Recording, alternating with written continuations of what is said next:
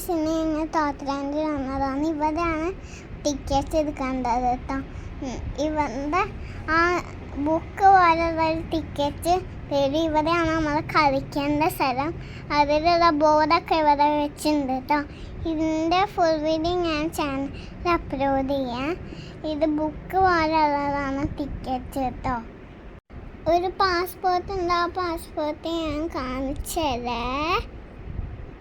ഇതാണ് ആ പാസ്പോർട്ടിനൊക്കെ എഴുതിയിട്ടുണ്ട്. ഇതിൽ നമ്മൾ എൻ്റെ പേരൊക്കെ എഴുതിയിട്ടുണ്ട്. ഇതിൽ നമ്മൾ സ്റ്റാമ്പ് ചെയ്യുക.